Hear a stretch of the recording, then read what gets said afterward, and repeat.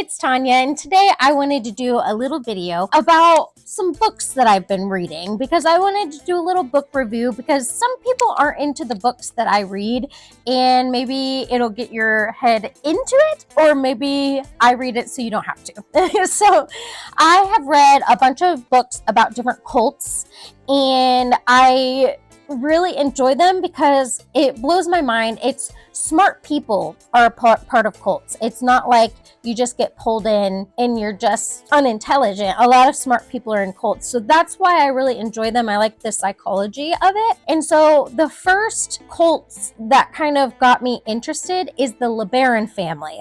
And I wanted to give you a little background before I dive into the books themselves so you kind of know what's kind of going on. Warning. This includes spoilers, but not too many. But if you want to read the book, I would just look at the pictures and read the books. I listed them below, so keep that in mind. And I do want to warn you, my dogs are sitting right here, so you might see their little heads pop up.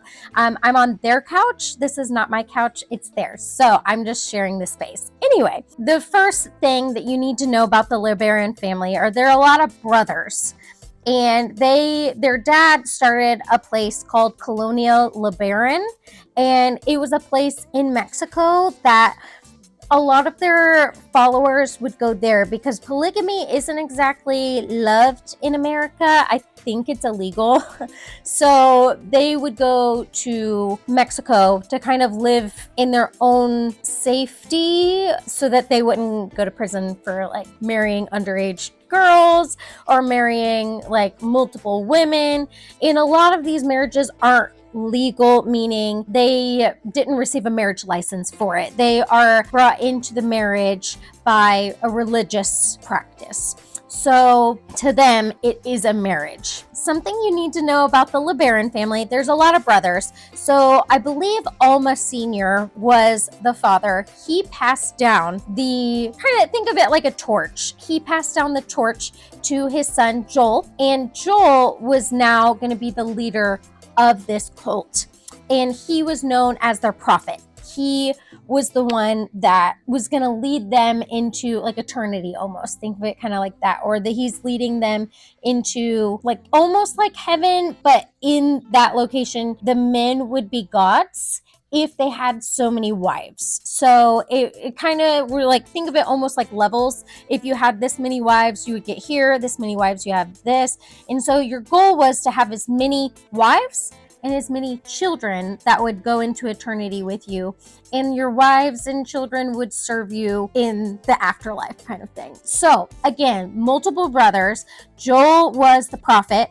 Another popular brother that I would hear a lot about in these books, there was Verlin, there was Ervil, there was another Alma, it would be Alma Jr. almost. And then there were also other brothers, like Florin, I believe. So again, I don't remember all of them off the top of my head because I was not in this cult, and it's, I'm just sharing the things that I've learned, and I could have the information incorrect. So if you have better information, share it below because I really love learning about this. So anyway, we are talking about a polygamist cult, and the first set of books that I started reading was by Irene Spencer, and I'll share her little books here. Her first book was Shattered Dreams, and her second book was Cult Insanity.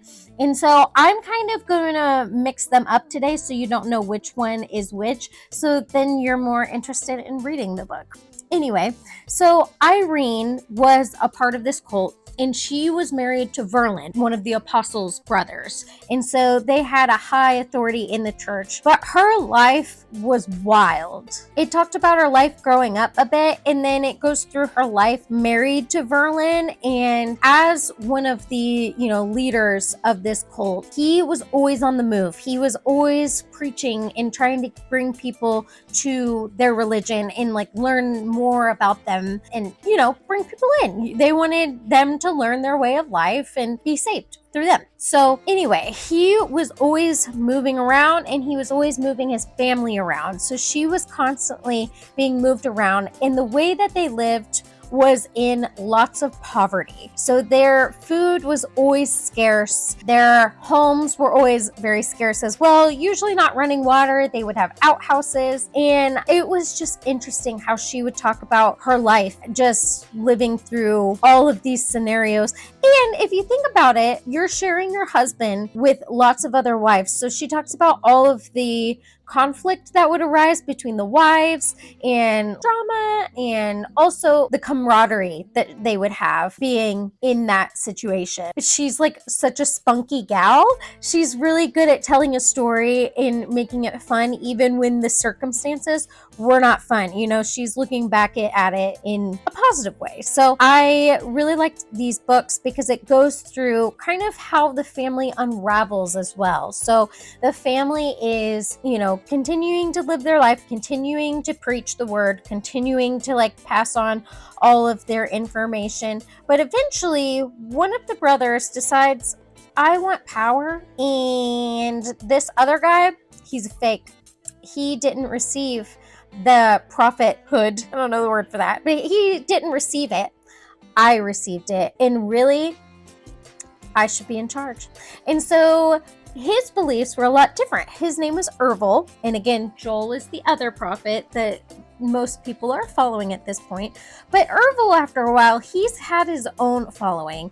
And he has some stronger beliefs than this Joel guy. He says, you know what? I believe in a blood atonement. And if you don't know what that is, basically it's you cannot be forgiven of sins. You have to pay for the sins, and you pay with your own blood. Basically, he believed that you kill people so that they can be forgiven. So anyway, his beliefs were quite strong. And so it goes through the other Lebaron family had to kind of be on the run, and Ervil was on the run from the FBI because he started killing people or having his people kill people. So it was messy, and eventually one of the brothers is killed, and it happens to be the prophet Joel. And so it confuses people, it causes chaos, and so he was coming after the family. He's wiping people out just to prove that he is now the prophet. He should be in charge, and he's threatening all kinds of sects. By the way, this was like a Mormonism polygamist cult, so not all Mormons believe in polygamy, but these were a sect that believed in that. So I don't think I clarified that in the beginning, but quite interesting. And so the family's all on the run, and it goes through her life story. Okay, we have somebody joining us. This is Evie, so she's gonna listen to this book review for a while because she wants mommy.